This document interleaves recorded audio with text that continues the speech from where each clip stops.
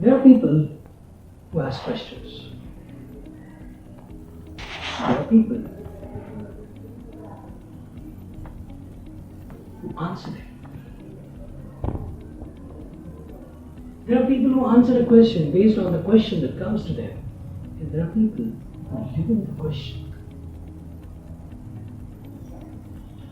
Now, among this space, which is a rarity of a kind, because if you see a space, you can't detect any physical object in that. That's why it is called a space. Now, to add or to create a density or a dimension or an area or a mass or a potency or an electric charge is not an easy job. It will take quite a mighty one to do that.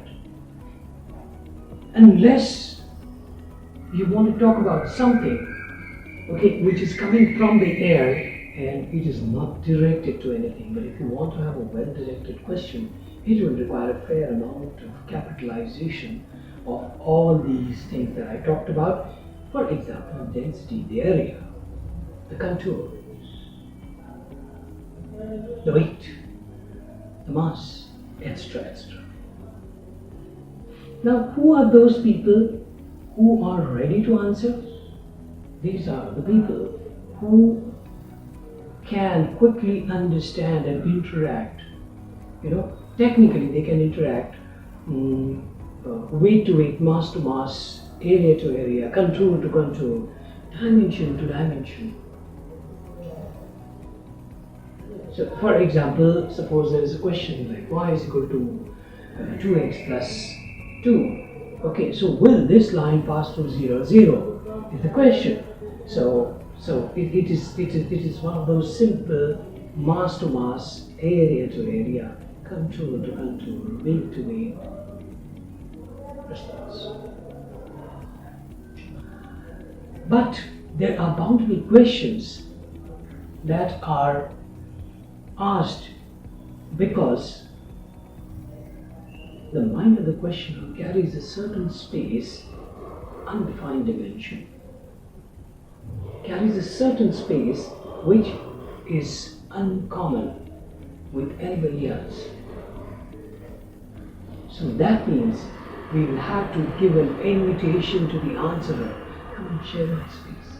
Come and empathize with me. See what my home is. See what my nest of thinking is. And then we can talk about it. Then there are people who have their own questions.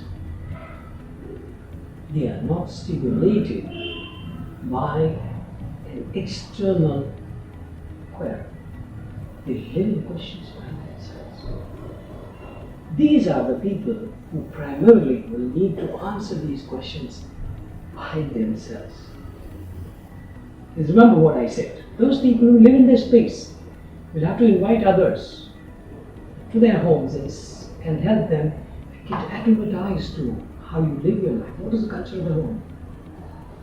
So now you are playing the opposite role. When you live in a question, it is you primarily who will answer it.